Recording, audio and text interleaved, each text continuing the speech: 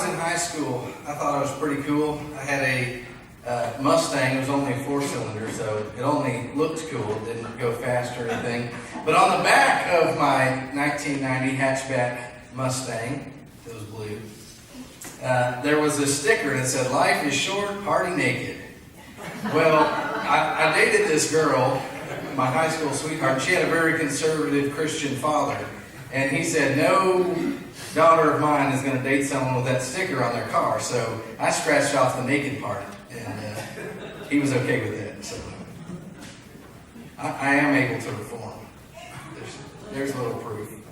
So how many of you like a good party? Yeah, right? Me too. Good times. So speaking of good celebrations, and I want a disclaimer, this isn't anything that should ever go in print because I'm not 100% sure that it's true, but I don't want that to get in the way of a good story. But I heard it from a reliable source who may or may not have heard it from a reliable source. So we'll see. Yeah, just hang in there. It's the point behind the story that's important. So speaking of good celebrations, there was one young rescuer in the Houston area during Harvey, and he was going around in his boat through a certain wealthy neighborhood in town, and he kept getting all these people in suits and fancy cocktail dresses. And he thought, what in the world is going on?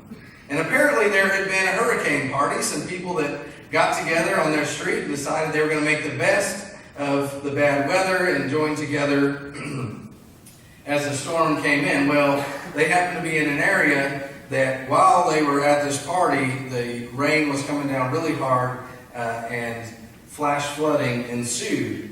And so they were in an area where they needed to be rescued. So many of these dashing victims seemed to be in alcohol-induced good moods. They were having a good time.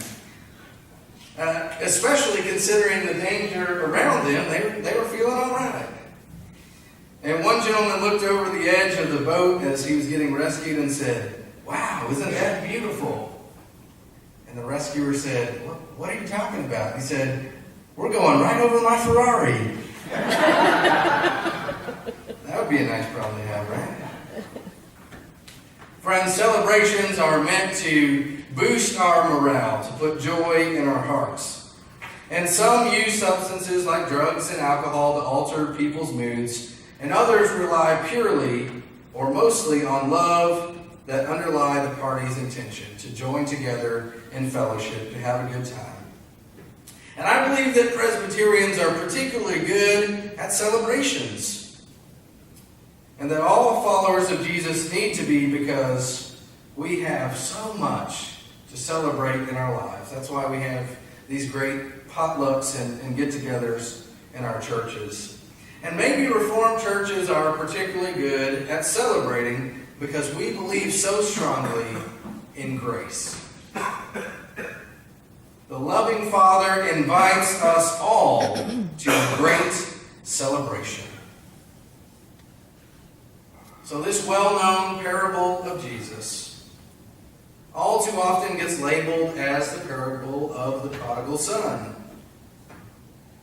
Yet I think it's really focused on the love and grace of the Father. So I like to think of it as the parable of the loving Father. As religious people, we like to talk about all the horrible ways the younger son dishonors his father by wasting his time in hedonistic and pagan pursuit of pleasure, not to mention the squandering of his money on the ladies of the night. Ooh, scandalous, right? We like to focus on the sinfulness of the story because that's exciting and interesting. Provides some good drama for us. And true, this younger son is the epitome of what a lot of people think of as sinfulness. Yet the older brother is a character that is even more dangerous for us because of his arrogance, pride, and jealousy. And he is unrepentant of his attitude as far as the story goes. We don't know what happened, so there's hope that maybe he has a change of heart. Still, religious types love to point out the sinfulness of the prodigal son. We like to say, ooh, look at that. We can do better than that. We're not that bad. And I believe this is because people want to feel like they are better than a lowlife who cheats his father and sleeps with prostitutes. Well, friends, that's setting the bar pretty low. I think we can do a little bit better than that.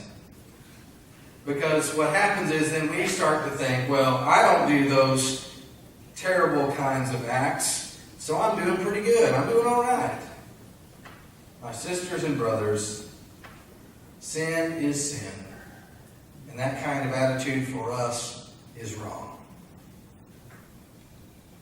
The world today wants us to believe that a little bit of lying and cheating is just what you do to get ahead. It's the price of doing business, especially for our politicians, right?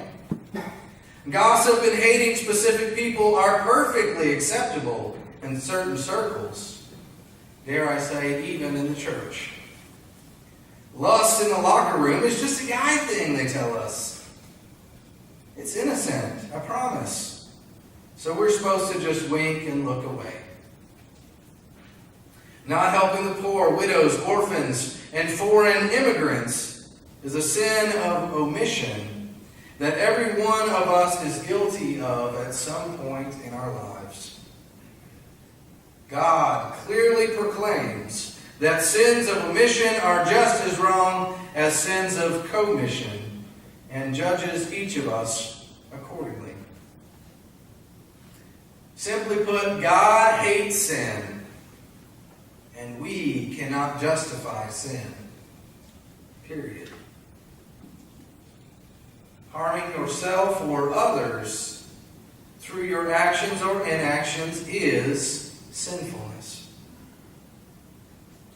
Doing what feels good, getting what we believe we deserve, is not righteousness. It is merely consumerism. I bought, therefore I am. I worked hard, so I am a good person. Well, sorry folks, that's not the way it works according to Jesus. Jesus often does and says things that we as Westerners, as Americans, don't really like. The Savior's teachings often cramp our styles, like the father of my high school girlfriend. When you really push us on the subject, you'll find that the radical idea that a flamboyant sinner can be the recipient of such loving grace, it's just not fair. Why would God celebrate a disloyal and unfaithful son or daughter coming back? The older brother, like many Christians today who are judgmental of specific types of sin, is indignant because he feels that people like him, hardworking, loyal, faithful, obedient to a fault, deserve more. And the truly despicable, sinful ones deserve less. This is not the gospel of Jesus Christ. God pours out grace on the rich drunk, the same as the humble elder. In the loving arms of the Almighty, Mother Teresa and a repentant child molester are valued the same. And that's hard for us to take. If we are honest, we don't like that. We want the Hitlers and Jeffrey Dahmers of the world to burn in hell for their terrible crimes. Bottom line is that none of us, not one, deserve the abundant and radical grace of Christ. No matter how good we are or how despicable we are as humans, as human beings, we do not deserve the unconditional, faithful love of the Creator. Yet, Christ invites us to the heavenly party anyway. That's good news. Grace is the ultimate gift of the Spirit from the Father and through the Son. The great celebration is for everybody. Yet it is possible that sinful pride, or maybe sinful insecurity, can keep us from going to the party. So I wonder, is there anything holding you back? Can you accept the incredible love and grace of God that God freely gives to you? And can you accept that grace abounds even for the most wicked among us? Well, I sure hope that you are ready for the great celebration that God has planned for each and every one of us here today. So let us not be a bunch of religious party poopers, because nobody likes a party pooper. Instead, let us join with our sketchy brothers and sisters in the astounding feast of grace.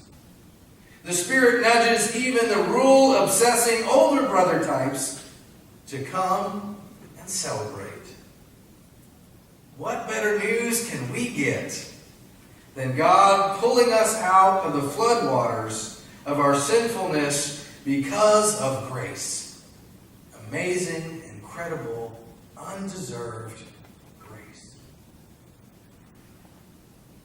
I'm filled with joy to feast with each and every one of you this morning in the great celebration here at the table of grace.